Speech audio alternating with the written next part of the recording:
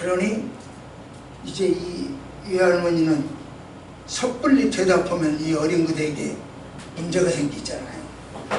들었다고 할 수도 없고 안 들었다고 할 수도 없고 못 들었다고 할 수도 없고, 그래서 그 질문을 저한테 해왔어요. 답이 저한테 왔어요. 이제 그래서 제가 한번 사람 물리적 소리는 귀로 듣지만 감성적 소리는 가슴으로 마음으로 들어야 되고, 영의 소리는 영으로만 들을 수 있다 하는 요지를 아이한테 다 설명이 안 되니까 그냥 물리적 소리는 귀로 듣고 하나님의 소리는 마음으로 듣는다, 이렇게 이야기하고 말았어요. 오늘은 여러분들에게 똑같은 주제입니다. 자, 시작. 들어보셨어요? 그 4살 난 꼬마가 저 할머니한테 했던 질문입니다. 들어보셨어요?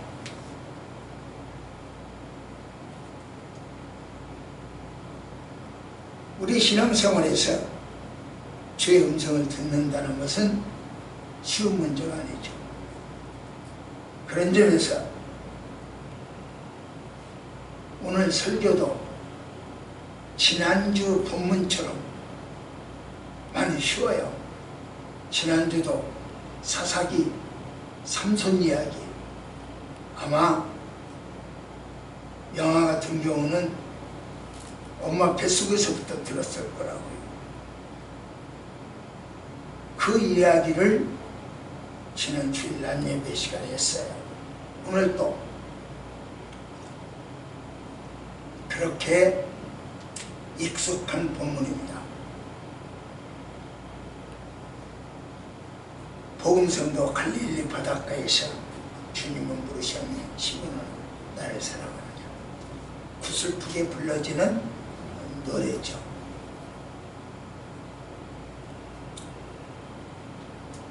내 양을 먹이라, 내 양을 치라, 이렇게 구슬프게 불러서 심금을 울리는 노래일 수도 있지만, 하나님의 말씀은 한 본문에서 하나만 나오는 게 아니고 언제든지 다양하게 복합적으로 나옵니다. 그래서 한 본문에서 결혼식 설교도 나오고 장례식 설교도 나옵니다. 그런 이야기죠. 그러기 때문에 오늘 본문은 이미 익숙하게 알려진 본문이지만 이 본문을 통하여 했던 내용 또 리바이벌 하는 게 아니고 하나님께서 주시고자 하는 새로운 말씀을 허락하셔서 엎드리고 또 엎드렸습니다. 그리고 준비된 말씀이에요. 이제 질문합니다. 예수님께서 이 땅에 오셨는데, 하늘 보좌를 버리고 오셨는데 신의 위치에서 인간 위치로 내려오셨는데 왜요? 왜 오셨어요? 뭐하러 오셨어요? 마가복음 1장 38절에 보면 전도하러 오셨다고 그랬어요. 하늘에서 이 땅에 오셔서 분파가 다르고 삶이 다르고 전혀 차원이 다른 세계로 오셨어요. 그러니까 예수님은 선교사예요. 국내에서 전하는 것은 문화가 같고 언어도 같고 다 같아요. 그러니까 전도요. 그러나 우리가 네팔에 가서 복음을 전하고 선교사를 파송하고 학교를 세운 것은 문화가 다르고 삶이 다르고 지역이 달라. 모든 게 달라. 그래서 선교라고 합니다. 예수님이 이 땅에 오신 최초의 선교사예요. 그 선교사님께서 하시는 일이 전도가 목표였어요. 복음 전하기 목표였어요. 그렇기 때문에 예수님은 선교사로서 당신 혼자 하지 않고 동역자를 선택을 했죠. 마태복음 8장 22절, 마태복음 9장 9절 이 등등이 있는데 지금부터는 그 성경 철수를 대지 않겠습니다. 그냥 본문의 말씀의 근거에서 제시합니다. 그것으로 내가 두 가지만 해주고 나머지는 안 하겠다고요. 시간 관계상 예수님은 최초의 선교사였고 전도하러 오셨고, 전도하러 오셨으니까 혼자 전도하는 것보다 팀워크를 이루기 위하여 동역자를 선택하셨고, 동역자를 선택하셔서 이제 본격적으로 전도하실 때는 당신의 삶 자체가 전도였어요. 삶이 밥 먹는 것, 쉽게 말하면 걸어가는 것, 그 자체가 전도였었다. 삶이 전도였다. 그 이야기요. 그렇기 때문에 그 양반은 죽음의 현장, 십자가에서 죽으면서까지도 자기 옆에 있는 강도에게 전도를 하셨어요. 뿐만 아니라 죽었다가 부활하셨었는데 그 부활하신 후에도 40일 동안이나 이곳저곳 다니면서 전도를 당부하고 다니셨어요. 승천하실 때도 전도를 당부하셨어요. 이러고건대 참으로 예수님만이 진정한 선교사였다. 이런 전도자 예수님께서 오늘 본문을 통하여 우리에게 주시는 말씀이 뭘까? 예, 내 어린 양을 먹여라 치라. 다 알아요. 그 말씀뿐이냐 하는 것이 오늘 제야 하는 겁니다. 자, 그래서 시작. 이걸 먼저 한번 배워야 돼요. 주님이 찾아오셨어요. 오늘 이 시간도 주님 찾아오신 줄 믿습니다. 자, 말씀 볼까요? 시작. 죄의 싹슨 사망이요. 왜 죽냐? 죄 때문에 죽는다. 죄의 싹시 사망이니까. 그런데 모든 사람은 죄에 빠졌어. 그러니까 어때야 돼요? 다 죽어야죠. 그 로마서 3장 23절 보니까 너 나 할 것 없이 모든 사람은 죄인이다 그랬어요. 그럼 그 싹들이 죽어야 돼. 이게 하나님의 말씀이에요. 그렇다면 만일 죄가 없다면 안 죽을 수도 있겠죠. 죄의 싹스로 죽어야 되니까 죄가 없다? 그러면 안 죽을 수 있죠.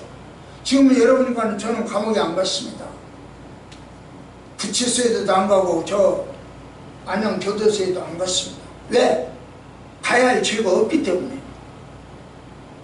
마찬가지로 여러분과 내가 죄가 없다면 죽지 않아야 돼요. 죽는 것은 죄가 있어서 죽는 거니까. 그런데 여러분도 죽고 나도 죽어야 된다? 그렇다면 여러분도 죄인, 나도 죄인. 그런데 과천의 한 노인네는 육체적으로 죽지 않고 영생불사한대요. 그는 죄가 없는 특별한 존재로 태어났나 봐요.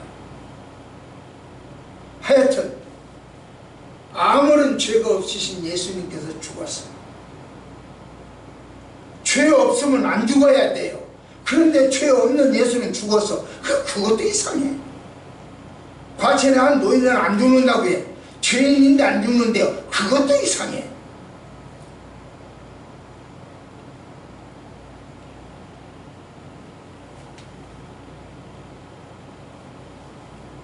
그러므로 예수님이 죄가 없는데 죽었다? 그렇다면 그것은 부당한 죽음이야. 그 죽음이 잘못됐어. 죄 있는데 안 죽는다? 그렇다면 그것도 잘못됐어. 과체는 그에 있는 그래 잘못된 거예요.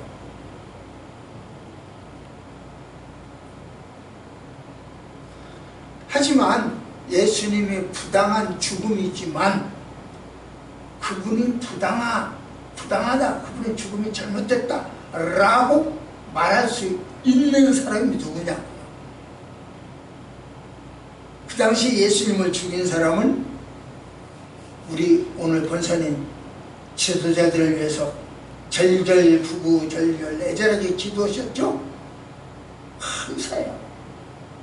그 당시 예수님을 죽인 사람은 그 누구냐? 바로 그 사람들이에요. 권력을 잡은 사람들이에요.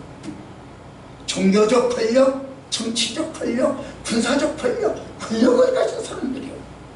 권력을 가진 사람들이 예수를 십자가 못 박아 죽였어. 그런데 그들을 향하여 여보 예수 죽이는 잘못이요, 부당합니다 라고 소리칠 사람이 누구냐고요. 부당한 것을 알지만 아무도 그 말 할 수가 없어요.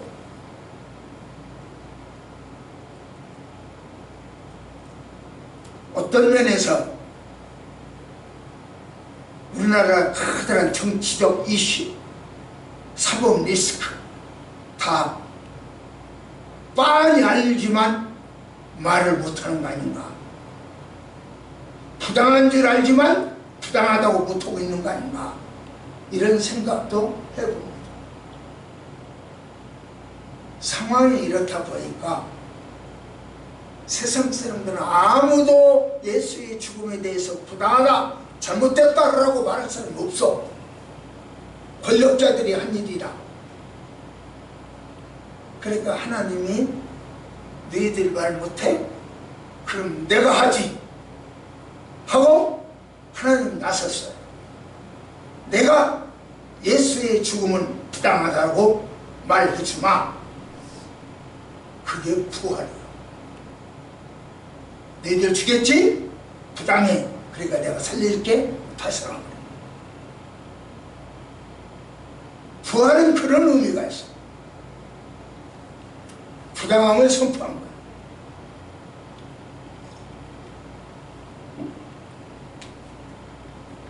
그래서 예수님은 무죄, 죄가 없다. 너희들이 십자가에 못 박는 너희들 부당하다. 유대인은 모략도 부당하다. 예수님은 인류 최대의 죄를 대속하신 사건이다 하고 선언한 것이 바로, 천명하신 것이 바로 부활사건이에요. 사실 부활하신 예수님을 보면요, 그분의 무죄한 죽음이 인류를 대속한 것이라고 하는 것을 알 수 있어요. 내가 12가지를 예수님이 부활하셔가지고 하신 일들을 그냥 좋게 이야기해놨고 12가지라니까요. 처음에 내가 예수님 부활해가지고 누구한테 보였느냐? 막달라 마리아 보여주셨어요. 성경 구절은 다 안 돼요. 두 번째는 막달라 마리아를 제외한 다른 여인들에게 보이셨어요. 세 번째는 이름을 모르겠지만 두 제자, 엠마오로 내려가는 두 제자에게 보여주셨어요. 네 번째는 주일날 예루살렘에서 예배할 때 그때 시몬 베드로에게 보여주셨어요. 다섯 번째로 주일 저녁 마가의 다락방에서 도마가 없을 때 보여주셨어요. 11제자에게. 여섯 번째로 주일 오후에 마가의 다락방에서 의심 많은 도마에게 보여주셨어요. 제가 지난번에도 말씀드렸는데 이 도마는 주일 아침 예배만 드리고 도망가 버렸어. 뭔 일이 있는지 도망갔어. 그래서 그때 찾아오신 예수를 못 만났어. 그러니까 나만 예수 못 만났다고 불평한 것이 아니고 주일은 나만 못 만났다고 회개한 것이 아니라 불평을 했어. 나 믿을 수 없어. 너희들 그걸 믿어 오셨다, 예수님 오셨다, 난 믿을 수 없어. 박박 우게 됐어요. 안 믿는다고 박박 우게 됐어요. 그런데 사랑이 많으신 예수님은 나 같으면 쥐어 박아버리고 말 텐데, 그래 믿지 말아야 뭐 새끼야 그러고 쥐어 박을 텐데, 사랑이 많은 예수님은 쥐어 박지 않고 그 다음 주일날 오후 예배를 참석한 도마에게 보여주셨어요. 다시 찾아와가지고 일곱 번째로 갈릴리 바닷가에서 이적을 베풀었어. 그때 일곱 제자에게 나타나면서 오늘 본문입니다. 내 양을 먹이라고 부탁하셨죠. 여덟 번째로 갈릴리 야산에서 11 제자에게 지상명령을 내려주셨어요. 아홉 번째로 500여 명에게 한꺼번에 보여주셨어요. 열 번째로 야곱에게도 보여주셨어요. 이 야곱은 누구냐면 주님의 친동생이에요. 친동생이 고기를 갸우뚱 하고 다니고, 지금 우리 그 전두환 대통령 손자가 지금 고기를 껴꾸리고 다니잖아요. 그것처럼 이 야곱 형제가, 그러니까 야곱 형제를 그 주님의 친동생을 좀 변화시켜야 되겠다 싶으니까 가서 보여주셨어요. 11번째로 40일째, 부활 후 40일째 될 때 베다니 근처에 있는 11 사도에게서 감담산에서 보여주셨어요. 마지막으로 오순절 후에 다메섹 도상에서 사도 바울에게 보여주셨어요. 이렇게 해서 예수님은 부활 후에 12번을 현현하셨죠. 예수님은 부활하시고 당신의 측근들을 찾아다녔어요.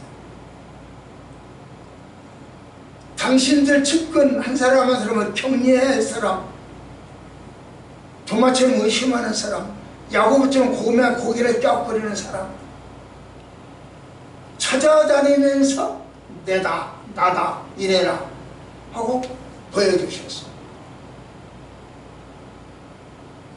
우리나라 어떤 사람은 자기 측근을 향하여 모른다고 해요.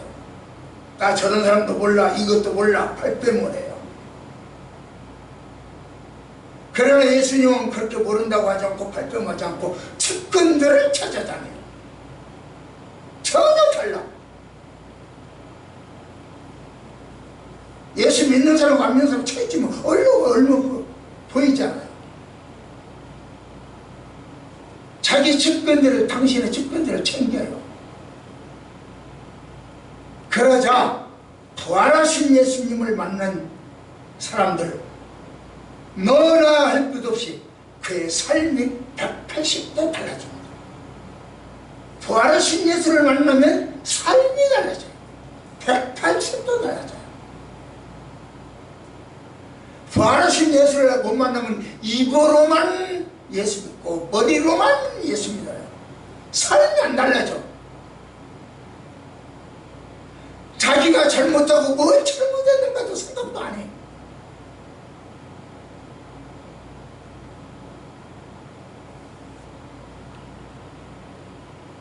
부활하신 예수를 만난 사람들은 주님의 부탁대로 복음 전하는 일에 목숨 걸었어요.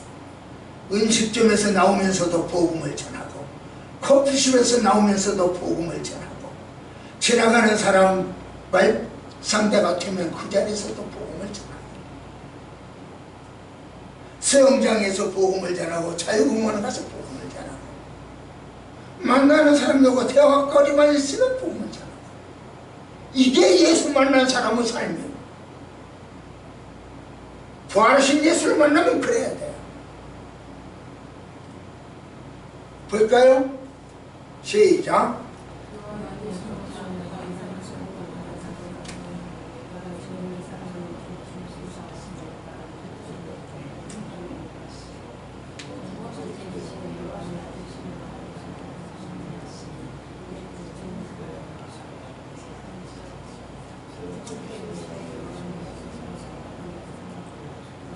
예.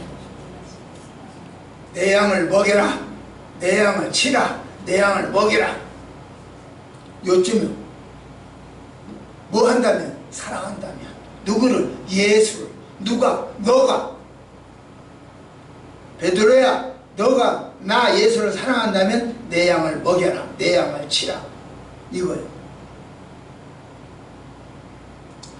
제자들은 부활하신 예수님을 기다리는 것보다 고기나 잡는 것이 현실적이라고 생각하였어요. 그래서 밤이 맞도록 그물을 던졌지만 고기 한 마리도 못 잡았어요.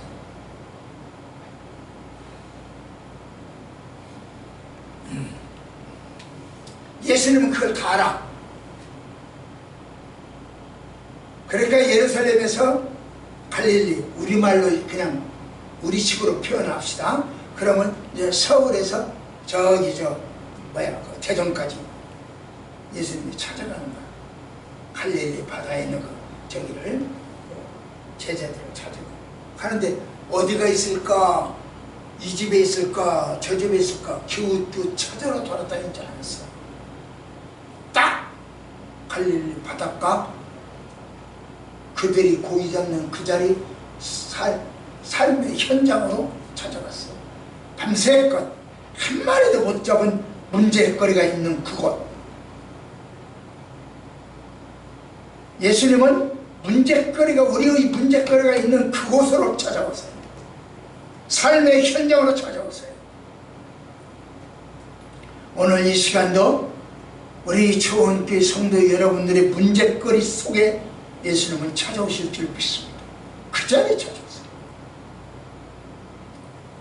그리고 묻습니다. 얘들아, 너희들 어제 밤새껏 고기 잡았지? 몇 마리나 잡았냐? 그랬더니 그 어제가는 목살도 한 마리도 못 잡았어요. 그래? 그럼 배 오른쪽에 한번 던져봐. 아유, 말도 마셔. 오른쪽도 던지고 왼쪽도 던지고 앞에도 던지고 뒤에도 던지고 밤새껏 뺑글뺑글 다 돌렸어요. 그렇지만 당신의 말씀에 의지해서 당신의 말씀대로 그 말씀을 믿고 한번 순종하고 던져보겠습니다. 굉장히 중요해요, 여러분. 자기 생각 접을 때가 왔어요. 예수 믿으면 자기 생각 접을 줄 알아야 돼요. 꼭 이유를 달고 하면 안 돼요. 그러지 말고 자기 생각을 접어. 그래서 자기 생각 접고 던졌어요. 153마리 단 한 번에. 그걸 그냥 던지면 잡혀요. 한 마리 순종하는 그렇게 해서 잡았어요. 그러면 이 제자들이 만일 순종 안 했으면 못 잡았겠죠. 그러니까 참 순종 좋은 거네. 말씀 참 지키는다는 게 좋은 거네. 이것은 뭡니까? 직장 생활도 그래요. 상관에 시키는 대로 하면 문제가 안 생겨요. 안 하려고 자기 생각 집어내려고 하니까 문제가 생겨요. 그래서 직장도 이 유계 질서가 있어야 돼요.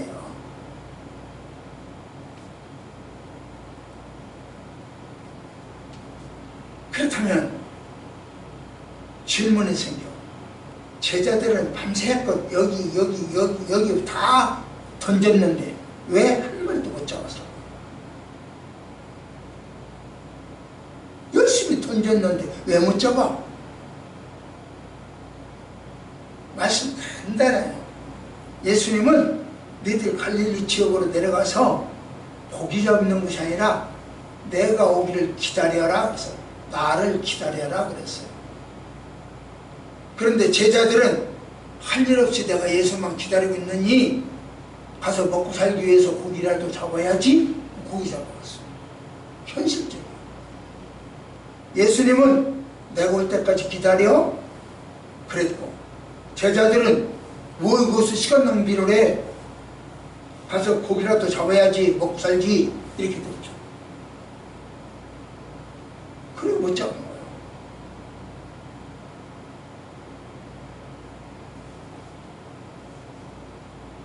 자기 생각대로 믿음이 없고 예수가 없는 계획, 말씀이 없는 삶, 다시 오마 약속하신 예수님을 기다리지 못하고 현실에 급급하거나 예수님 말씀보다 자기 노하우를 우선하고 예수님과 함께하지 못한 경거망도한 것, 그러면 빈손이 헛쓰고요. 오늘 예수님은 우리를 찾아오셨습니다. 뭐라고 할까요? 주님의 음성을 듣는 시간이 되어야 할 것입니다. 주님의 음성을 귀 기울이세요. 자, 그 다음 시작.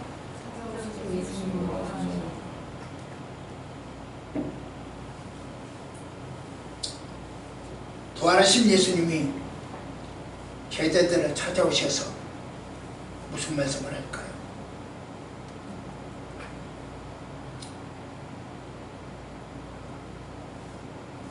시작.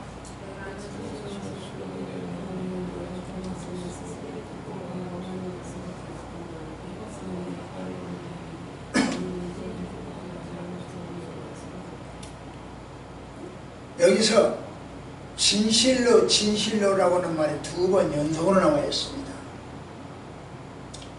요한복음에만 25번 진실로라고 하는 말이 나와요. 이 말은 나의 사상이나 나의 지혜가 아니라 하나님으로부터 온 메시지를 너에게 전한다. 그게 진실로예요. 하나님으로부터 온 메시지다. 그 이야기예요.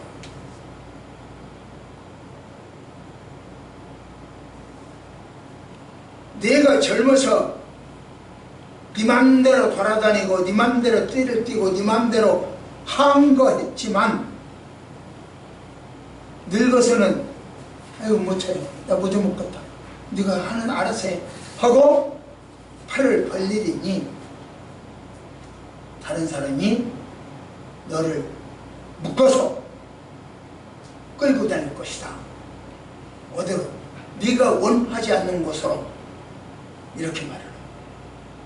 이야기는 베드로가 순교당할 것을 이야기합니다.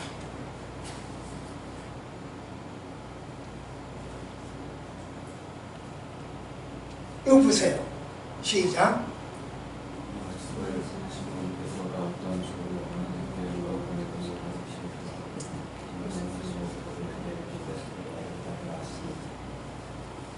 순교를 이야기해요.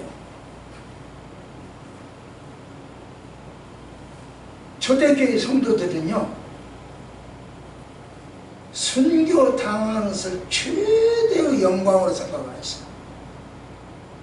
순교 당하면 그보다 더 좋은 것이 어디가 있냐. 그래서 순교 당하기를 기뻐했고 기다렸어요. 그렇기 때문에 베드로가 너 순교 당할 거야 라고 하는 예언을 받았을 때 얼마나 좋았겠어요. 와! 이래봬도 나는 순교당할 사람이야? 고개를 들고 가슴을 펴고 어깨를 으쓱거렸죠.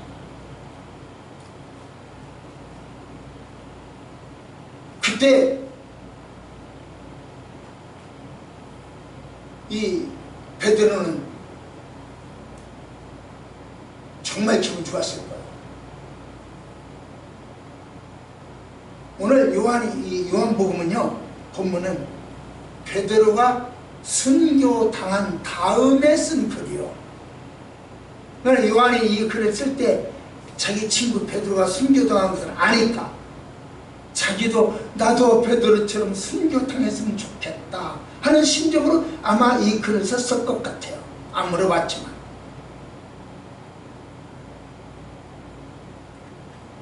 베드로는요, 과거 예수님하고 이런 대화를 한 적이 있어요. 보세요. 시작.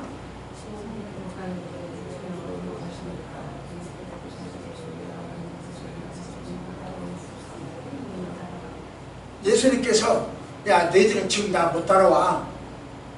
다음에 따라올 수 있을 거라고. 지금 안 돼. 이랬다고요. 그러니까 베드로가 대뜸 만나서 예수님, 내가 왜 지금 못 따라가요? 할 수 있어요.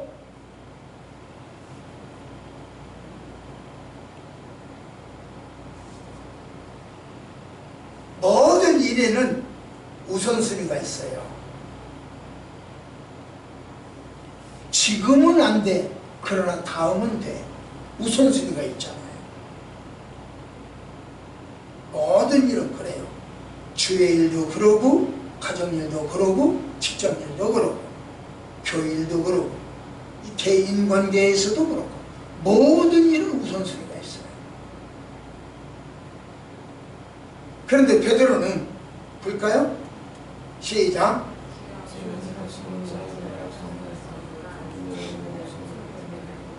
예수님, 내가 왜 못 따라가요? 나 지금이라도 예수님 위해서 죽을 준비가 됐어요. 나 죽을 내 목숨이라도 내놓을게요. 호언장담했죠. 그렇다면 언젠가 목숨을 버려야 합니다. 왜? 버린다고 했으니까. 자기 말로 버린다고 했잖아요. 언젠가 버려야 돼요. 그 버릴 때가 언제냐? 지금 바로 이 시간. 지금 이 시간이 바로 그 기회예요. 차일피일 미룰 시간이 아니라 바로 이 시간이 필요해요. 심은 대로 거두는 거요. 하나님 앞에 서원한 것은 반드시 지켜야 돼요. 마태복음 12장 36절에 보면 너희들 농담한 것도 책임져야 돼. 그렇게 말씀하세요. 농담 한마디도 소홀히 하면 안 된다는 거죠. 그런데 서원한 것은 어떻겠습니까? 기도한 것은 어떻겠습니까? 반드시 지켜야 돼요. 차일피를 미뤄서 안 돼요.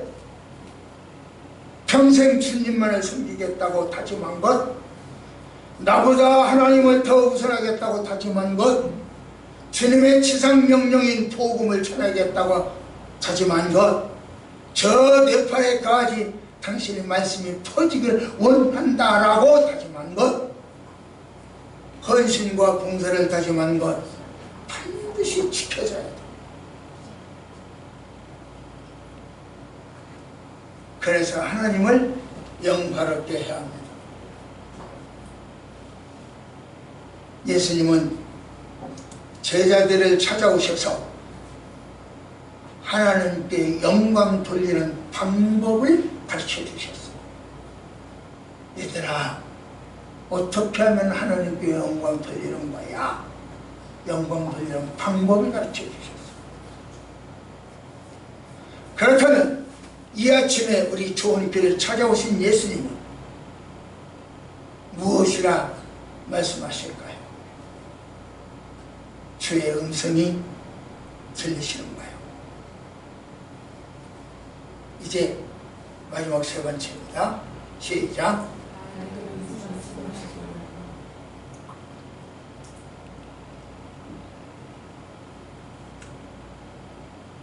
제자들을 찾아오신 예수님이 하나님께 영광 돌리는 방법을 가르쳐 주셨습니다.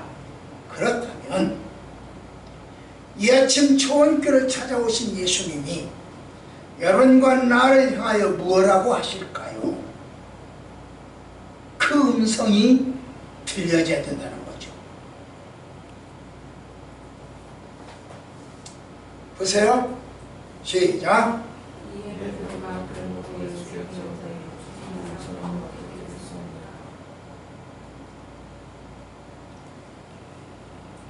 앞에서도 이야기했지만 초대교회 성도들은 순교당하는 것을 최대의 영광이라고 생각했죠. 그러니까 베드로는 야, 너 네 맘대로 못 살고 순교당할 거야 라고 예언했을 때 기분이 참 좋았겠지 않아요? 한껏 고무되지 않았을까요? 어깨를 피고 으쓱대고 있었을 거예요. 초짜들은 그래요. 자전거도 처음 배우면 많이 타고 싶고 장기도 처음 되면 지붕이 다 붙여 장기판으로 보이고 바둑판으로 보이고 태권도도 처음 조금 할 줄 알면 그냥 아무 데서라도 폼 잡고 그게 초짜의 특성이요.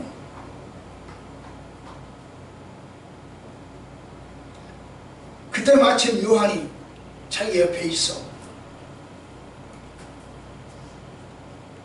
그것을 본 베드로 내 진김에 초짜의 특성대로 철랑내고 물어봤죠. 예수님, 얘는 이 내 친구 얘는 어떻게 돼요? 자기는 순교당한다고 이야기해 줬으니까 예수님, 얘는 어떻게 돼요? 자기는 으쓱대고 고개 내밀고 가슴 펴는 자세로 나는 순교당한다? 예수님, 얘는 어떻게 돼요? 예수님이 대답하십니다. 시작.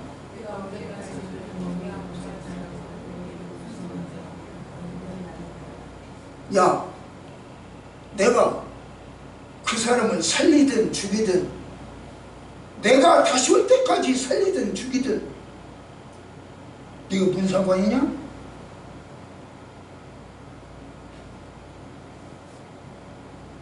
다른 사람과 너를 비교하지 말고 너는 나를 따르라. 그렇게 해야 됩니다. 우열을 따지지 말고 너는 나를 따르라. 저 사람이 너보다 많이 가졌건 못 가졌건 비교하지 말고 나를 따르라.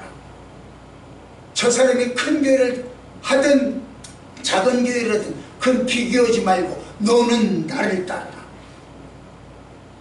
저 사람은 전원주택을 가졌든 말든 그걸 비교하지 말고 너는 나를 따르라. 저 사람은 출세를 했든 못했든 비교하지 말고 너는 나를 따르라.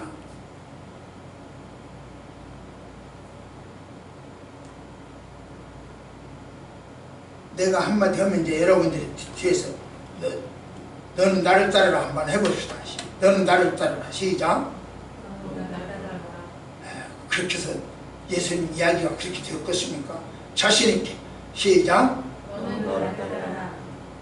저 교회가 크든 작든 너는 저 사람이 부자든 가난하든 너는 나는 배웠든 못 배웠든 너는 내 자식은 대학을 갔든 못 갔든 너는 이거 비교하지 말라는 거야. 너는 나를 따르라.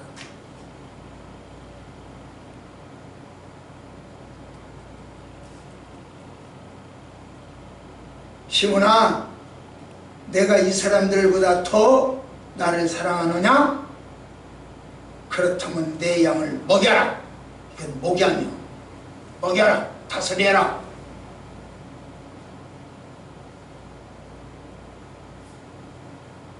(16절에) 보니까 시몬아, 내가 나를 사랑하느냐?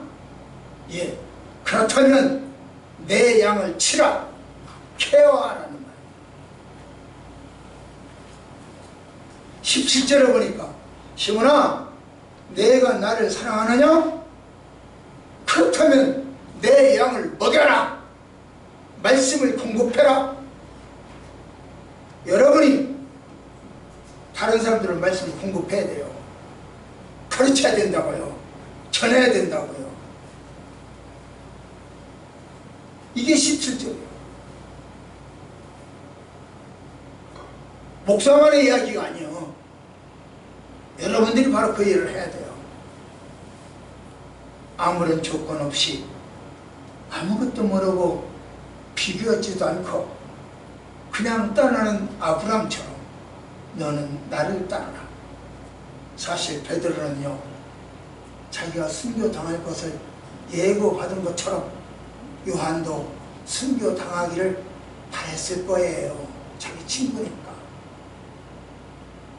그래서 궁금한 심정을 물어봤을 거예요. 그러나 예수님은 궁금할 것도 없고 비교할 것도 없다. 너는 나를 따르라. 그는 어떻게 되든지 나는 그와 나와의 상관이다. 너는 나와의 관계에서 나를 따르라. 자, 말씀 봅시다. 시작.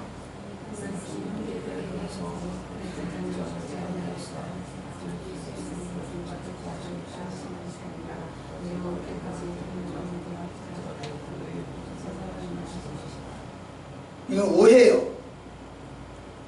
예수님이 내가 다시 올 때까지 요한을 살리든 죽이든 너는 상관하지 말고 너는 나를 따르라 그랬는데, 23절 지금 요 말씀 요 말씀 뭐냐고 하면, 요한은 예수님 올 때까지 죽지 않는다더라 이렇게 소문이 났단 말이에요. 잘못 쓰고 오해됐죠. 소문이 잘못 났죠. 그래서 어거스틴이 죽은 다음에도 요한은 그만두고, 어거스틴이 죽은 다음에도 뭐냐면 요한을 묻어놓은 그 묻은 묘, 그 묘에서 묘가 들썩들썩한데 움직인대요.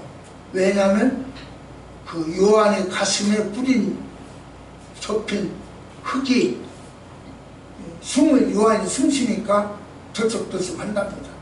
그렇게 소문이 났어. 잘못된 거죠. 전설이었죠. 과천의 한 노인네도 어쩌면 그렇게 할 것 같아. 죽었지만 살았다. 우리가 이 땅을 사는 동안 궁금하고 답답하고 마음에 안 드는 것도 많고 하나님 뜻을 알 수 없어 힘든 때도 있어요. 그러나 자기의 모든 것을 접었을 때 하나님은 역사하십니다. 나를 접어야 하나님이 역사하세요. 부활하신 예수님이 오늘 찾아오셨습니다. 여러분들에게 무슨 말씀을 하시던가요? 말씀을 맺겠습니다.